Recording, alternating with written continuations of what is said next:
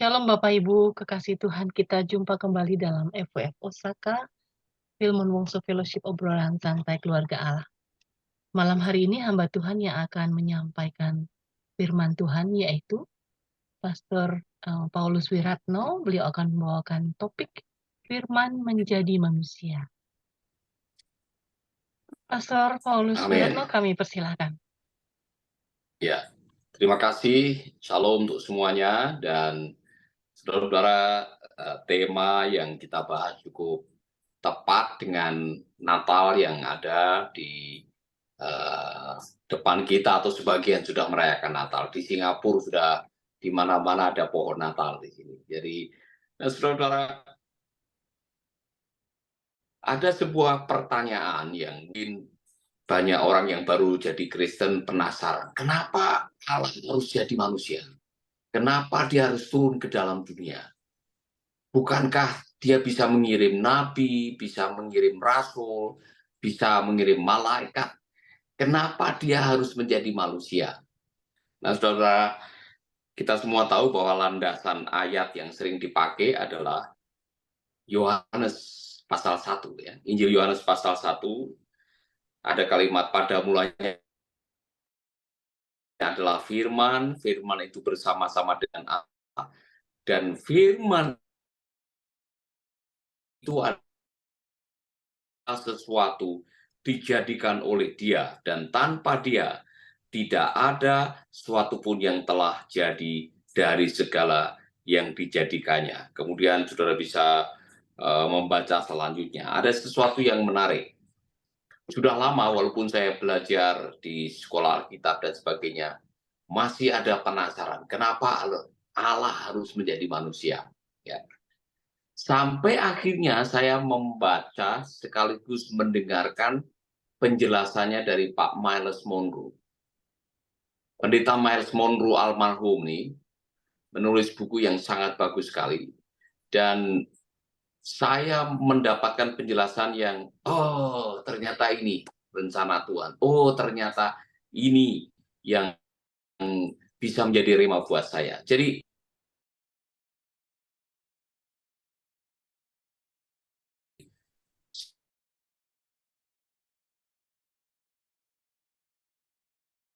ketika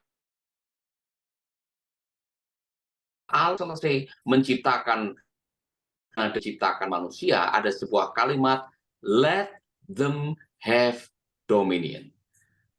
Biarlah manusia berkuasa di atas bumi ini.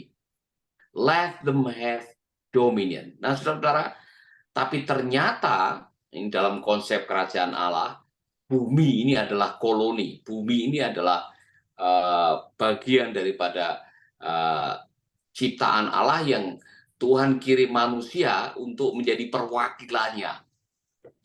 Tetapi manusia jatuh dalam dosa. Kita tahu kisahnya seperti itu. Dan akibatnya terusir dari Taman Eden, kemudian rencana Allah seperti nampak sulit untuk bisa terlaksana. Bahkan Tuhan mengirimkan nabi, Tuhan mengirimkan rasul, Tuhan mengirimkan orang-orang yang bisa membalikkan atau mengajak manusia kembali seperti apa yang seharusnya, seperti rencana awal manusia yang diciptakan menurut gambar dan teladan Allah. Nampaknya tidak berhasil. Akhirnya Allah turun sendiri menjadi manusia. Untuk apa? Untuk mengembalikan hubungan antara manusia yang sudah berdosa dan kehilangan kemuliaan Allah supaya kembali kepadanya. Nah, saudara-saudara, ada pelajaran yang sangat dalam di sini. Ada satu kalimat yang mengatakan sejak saat itu, sejak Allah mengatakan let them have dominion. Cara Tuhan menolong orang selalu pakai orang. Termasuk pada waktu Allah ingin melahirkan umat Israel, Tuhan memakai Abraham, Tuhan memakai Musa, Tuhan memakai Yusuf, Tuhan memakai pemimpin-pemimpin. Kemudian saudara, ternyata Israel yang digadang-gadang menjadi umat percontohan yang bisa membawa umat manusia kembali kepada Allah juga tidak sesuai dengan apa yang Tuhan harapkan. Itulah sebabnya Tuhan turun sendiri menjadi manusia, sehingga kisah Natal ini terjadi. Nah, saya lebih akan menjurus kepada mengapa dia harus menjadi manusia, karena salah satunya adalah Tuhan ingin supaya dia memahami manusia. Makanya nanti kalau kita membaca pernyataan Tuhan Yesus pada waktu selesai membaca gulungan kitab Yesaya, dia mengatakan seperti ini. Roh Allah ada padaku. Untuk apa? Membebaskan mereka yang terbelenggu, mengabarkan kabar baik kepada orang miskin, menyembuhkan yang sakit, memberitahukan tahun rahmat Tuhan. Apa itu? Tahun pembebasan. Karena ternyata sejak manusia jatuh dalam dosa, manusia hidup di dalam ikatan. Manusia hidup di dalam ketakutan, ikatan-ikatan dosa yang membuat manusia tidak lagi seperti apa yang direncanakan oleh Tuhan. Jadi suasana ketakutan itu terasa justru pada waktu Natal itu terjadi. Kalau Bapak Ibu membaca di dalam Injil Matius, Injil Lukas, akan menemukan kunjungan malaikat kepada manusia-manusia yang mewakili kita, yaitu manusia-manusia yang dicekam oleh ketakutan, yang membutuhkan firman jadi manusia tadi. Ya kan? Kalau saudara atau Bapak Ibu membaca, minimal ada 5 kalimat yang diucapkan atau dibawa oleh malaikat. Jadi kalimat inilah yang mewakili kita semua. Mengapa kita perlu Natal? Mengapa Allah harus datang ke dalam dunia? Nah, salah satu kalimat yang terucap adalah seperti ini. Jangan takut. Itu diulangi berkali-kali. Kenapa? Karena kita manusia dibelenggu oleh rasa takut. Kita semua. Nah, itulah sebabnya Yesus ingin menunjukkan kepada para muridnya, firman itu menjadi manusia supaya manusia paham. Supaya manusia mengerti bahwa hidup dalam ketakutan itu bisa membuat kita kehilangan damai dan sejahtera dari surga. Nah, saya mau berfokus di sini. Saudara, takut pertama yang dialami adalah ketakutan yang dialami oleh Imam Zakaria. Mungkin Bapak Ibu kalau membaca, Bapak Ibu akan melihat di dalam Injil Matius, Imam Zakaria lagi bertugas, tiba-tiba didatangi oleh malaikat, dia ketakutan, kemudian malaikat membawa salam, jangan takut, karena tahun depan istrimu akan mengandung. Kemudian apa yang terjadi? Zakaria kaget dan dia mengucapkan kalimat ini, kalimat, saya sudah tua dan istri saya sudah mati. Jadi ini sangat sering terjadi dalam kehidupan kita. Mengapa? Mengapa dia takut? Dia seperti tidak siap karena sudah kecewa berkali-kali. Dia sudah tua, saya yakin dia sudah berdoa, sudah lama mengharapkan, harapannya tidak segera menjadi kenyataan. Fear of disappointment. Kita semua menghadapi sebagai umat manusia. Apa itu? Takut kecewa. Bapak Ibu, kalau kita mau jujur, saudara pernah dikecewakan, saya pernah dikecewakan, kita semua pernah dikecewakan oleh orang, mungkin oleh anak buah, oleh pimpinan, oleh tetangga, oleh karyawan, siapapun juga kita pernah dikecewakan. Persoalannya adalah, kalau kecewa ditambah dengan kecewa, ditambah dengan kecewa karena harapan tidak sesuai dengan kenyataan, akhirnya kita masuk dalam golongan putus harapan. Kepada kelompok yang putus harapan ini sangat berbahaya.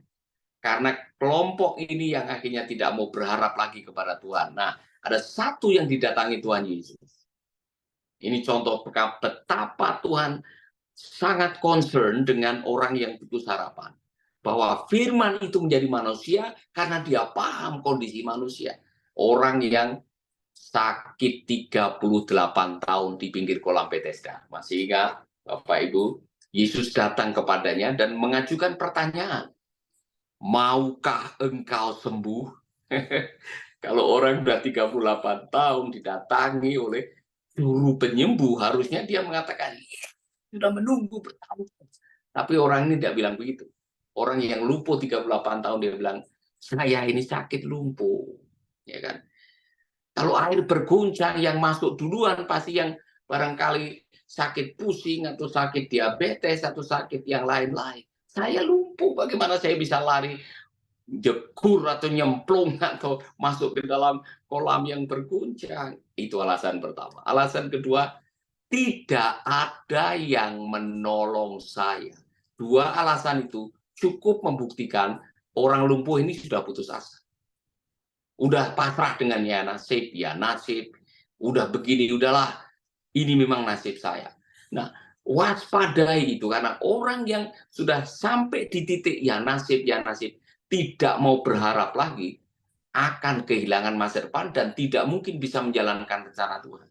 Maka firman itu telah menjadi manusia untuk apa? Untuk menguatkan kita semua yang fear of disappointment, yang takut dengan kecewa. Itu nomor satu. Yang kedua, firman itu telah menjadi manusia untuk membuktikan bahwa bagi Allah tidak ada yang mustahil. Di dalam Kristus tidak ada yang mustahil. Nah, ini diwakili oleh perawan Maria yang didatangi oleh malaikat dengan salam. Salam hai kamu Maria yang diberi karunia oleh Allah yang Maha Tinggi. Kemudian ada berita, kamu akan mengandung. Dan bayi itu akan menjadi raja dan kerajaannya kekal selama-lamanya. Reaksi Maria adalah kalimat yang memang sering terjadi. Bagaimana mungkin itu bisa terjadi? Aku belum bersuami. Bagaimana itu bisa terjadi? Apa ini? Mewakili kelompok ketakutan yang kedua. Fear of the unexpected. Fear of the unexpected. Kita takut dengan hal-hal yang terjadi dalam hidup yang tidak pernah kita harapkan. Kita semua punya, Bapak Ibu. Ya kan? Tiba-tiba segalanya nampak baik, kita lagi takut Tuhan, menjauhi kejahatan, hidup jujur, hidup saleh. 7.000 kambing disambar petir, siapa yang tidak kaget? Ini nasibnya Ayub, ya kan? 3.000 untanya dirampok orang, 10 anaknya mati kerobohan rumah. Dia sendiri menderita penyakit Shehin atau penyakit lepra ganas. Baik, dengarkan baik-baik. Pendahuluannya, orang yang takut akan Tuhan, jujur, saleh. Ini mewakili kita semua bahwa dalam hidup ini, Bapak Ibu, kita semua akan ketemu dengan the unexpected yang kadang-kadang tidak masuk akal, tidak masuk nalar kita, sulit diterima. Kepada kaum ini, Allah datang untuk membuktikan bahwa bagi Allah tidak ada yang mustahil. Itu yang dikatakan malaikat. Bagi Allah tidak ada yang mustahil. Dan itu dibuktikan di dalam pelayanan Yesus. Orang yang sakit parah, yang lumpuh, yang bisa berjalan, yang bahkan mati bisa dibangkitkan, yang tidak masuk akal. Saudara-saudara, itulah sebabnya waktu firman itu telah menjadi manusia, kita semua sebagai manusia, kita punya harapan. Karena dia datang memahami persoalan kita. Yang ketiga, Tuhan paham dengan apa yang kita alami. Karena apa? Saudara, kita seringkali seperti apa yang dialami oleh Yusuf. Yusuf pada waktu menyadari atau tahu bahwa Maria hamil atau akan hamil, malam itu atau hari itu Yusuf membuat keputusan untuk memutuskan hubungan dengan Maria. Tapi dia dapat mimpi. Mimpinya adalah jangan diputuskan. Ini adalah rencana Tuhan. Tapi Yusuf takut. Nazaret itu desa kecil. Kalau Maria belum menikah, baru tunangan, kemudian hamil punya anak, apa orang, ya kan? Gosip akan tersebar ke sana kemari, orang akan menilai saya apa. Nah, dia takut apa kata orang. Dia takut nanti diomongin orang. Dia takut nanti akhirnya apa yang menjadi idealismenya tidak akan terlaksana. Tetapi saya bersyukur kepada Tuhan karena malam itu di dalam mimpi malaikat mengatakan jangan takut. Kita semua kadang-kadang takut apa kata orang. Ya kan? Kita takut gosip, kita takut diomongin, kita takut dijelek-jelekin, kita takut dinilai negatif, kita takut stigma yang buruk. Tetapi saudara, saya bersyukur kepada Yusuf, dia lebih takut kepada apa kata Tuhan daripada takut kepada apa kata orang. Ini pelajaran kepada kita. Kita harus belajar untuk lebih taat kepada apa kata Tuhan daripada apa kata orang. Karena hidupku hanya ditentukan oleh perkataannya. Saudara, kalau kita mau mengikuti apa kata orang, kemungkinan rencana Tuhan tidak akan pernah selesai. Karena takut diomongin, takut digosipin, takut ini. Tetapi kita harus belajar dalam hidup ini. Menjalankan apa yang menjadi rencana Tuhan. Saya pikir Yesus memberikan contoh yang baik. Yesus juga mendapatkan tantangan yang sama, ya kan? Digosipkan, difitnah, bahkan mau dibunuh karena apa? Menjalankan apa yang menjadi pekerjaan Bapaknya. Menjalankan misi yang harus diembannya. Anak manusia datang ke dalam dunia untuk apa? Memberikan contoh kepada kita. Taat kepada Tuhan, menjalankan perintahnya, dan tidak hidup disetir oleh apa kata orang, atau disetir oleh perkataan mereka. Amin. Yang keempat, ini pelajaran yang luar biasa. Kata jangan takut, yang keempat diberikan kepada kaum gembala yang sedang ada di padang. Ada nyanyian, Joy to the world. Ya kan? Nyanyian itu dinyanyikan untuk kaum gembala yang pada waktu itu secara sosiologis diremehkan, dilecehkan, tidak dianggap, direndahkan. Bahkan menurut sosiologi pada zaman itu, kaum gembala tidak boleh memberikan kesaksian di pengadilan karena kurang dipercaya. Dapat stigma buruk. Jadi kalau udah jadi keturunan gembala, jangan harap jadi pegawai negeri anaknya, jadi tentara atau jadi imam, tidak bakalan. Kalau anak gembala ditanya, nah kalau besar mau jadi apa? Gembala. Tidak ada lain-lain. Kepada kaum yang sudah buntu pikirannya, seolah-olah tidak punya pengharapan masa depan, Tuhan mengatakan joy to the world. Artinya apa? Kepada mereka yang takut mengenai masa depan. Di dalam Kristus, kita punya masa depan. Rasul Petrus yang mengatakan, karena Kristus sudah mati dan bangkit, maka kita yang percaya kepada Kristus, kita memiliki pengharapan yang hidup. Firman itu telah menjadi manusia, mati dan bangkit untuk menghidupkan pengharapan. Karena apa? Harapan kita menentukan kualitas hidup kita. Orang yang tidak punya harapan adalah orang yang paling kasihan di dunia ini. Yang suka naik tower Telkomsel, suka minum racun serangga, menjatuhkan diri dari rumah tingkat 3 karena sudah putus harapan. Dan ini sedang terjadi di mana-mana. Tingkat bunuh diri naik. Karena apa? Stres, tidak punya harapan. Ia datang untuk memberikan harapan kepada kita. Amin. Yang terakhir ini sangat-sangat representatif buat kita semua. Sebetulnya tidak ada sebuah perkataan yang diucapkan kepada orang ini, tapi ini orang yang sangat takut dengan kehadiran Kristus.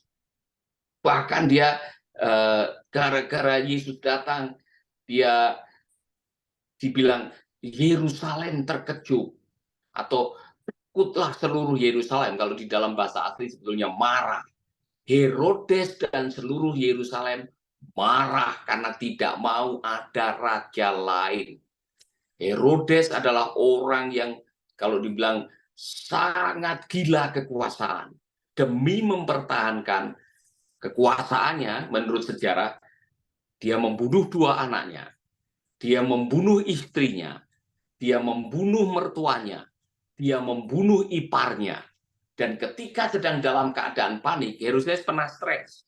Tiba-tiba orang Majus bawa kabar bahwa raja orang Yahudi sudah lahir. Maka dia bilang sama orang Majus, cari bayi itu, kalau kamu sudah menemukan, aku akan datang untuk menyembah dia. Dan ternyata Tuhan tahu. Kembali lagi Tuhan memberitahu kepada malaikat, jangan lewat istana, cari jalan lain. Tapi apa yang kita bisa tangkap? Ini adalah takut, rasa takut. Fear of losing control. Takut kehilangan kekuasaan. Takut kehilangan jabatan. Takut kehilangan sanjungan dan kehormatan. Kita kadang-kadang mengalami seperti itu. Sebaliknya, Firman yang menjadi manusia, justru dia lahir di kandang. Dia mati di kayu salib dengan hina. Karena apa? Dia memberikan contoh kepada kita. Anda tidak perlu takut status. Anda tidak perlu takut penghargaan atau tidak. Kita berharga di mata Tuhan bukan karena jabatan, kekayaan, atau mungkin kekuasaan. Kita berharga di mata Tuhan karena memang dari sononya kita sudah diciptakan menurut gambar dan teladan Allah. Makanya dia datang ke dalam dunia untuk mengembalikan itu. Menormalkan kembali, memulihkan status kita. Jadi Bapak Ibu Saudara-saudara, dia datang ke dalam dunia untuk siapa? Yang takut dengan kekecewaan, yang takut dengan the unexpected atau ketidakmungkinan, yang takut dengan masa depan, yang takut dengan disapproval atau hal tidak disetujui orang, dan yang takut kehilangan kekuasaan. Saya kurang tahu takut mana yang Anda miliki saat ini, tetapi dia menjadi manusia supaya dia tahu, paham, inilah kondisi manusia. Supaya dia bisa menolong manusia. Dan itulah misinya. Roh Allah ada padaku untuk memberitakan kabar baik. Inilah kabar baik buat kita. Untuk apa? Membebaskan. Kalau masih ada rasa takut, bebaskan rasa takut. Untuk apa lagi? Untuk menyembuhkan. Kalau gara-gara rasa takut kita kemudian sakit, kita harus minta pertolongan Tuhan dan memberitahukan rahmat Tuhan. Tahu rahmat Tuhan. Kita mau dibebaskan. Yang sakit, yang takut, yang kecewa, yang apalagi yang mungkin saudara sedang takut mengenai masa depan usaha, masa depan anak saudara, masa depan pernikahan saudara. Ingat, firman itu telah menjadi manusia karena dia mau menolong manusia seperti saudara dan saya. Amin. Saya tidak tahu Bapak Ibu, tapi kalau dari 5 takut ini masih ada di dalam diri Bapak Ibu, saya mau berdoa. Biarlah malam ini dan Natal tahun ini menjadi Natal tahun yang membebaskan, memerdekakan, karena tidak ada lagi rasa takut dalam diri kita. Karena firman itu telah menjadi manusia untuk membebaskan kita. Mari kita berdoa. Bapa kami dalam surga, kami percaya kebenaran firman-Mu. Kami berdoa agar firman yang menjadi manusia itu menjadi rema juga bagi kami. Karena Tuhan yang mengatakan, Yesus sendiri yang mengatakan, apabila ku tinggal di dalam dia dan firman-Nya tinggal di dalam aku, maka kita akan mengalami keajaiban demi keajaiban di dalam hidup ini. Aku berdoa buat saudara-saudaraku, apapun yang sedang dihadapi, pergumulan apapun yang sedang dihadapi, ketakutan apapun yang sedang dialami, malam ini Tuhan, berikan kami rema, pewahyuan, Tuhan memberkati. Amin, amin, amin. Saya kembalikan, Ibu. God bless you. Amin. Thank you.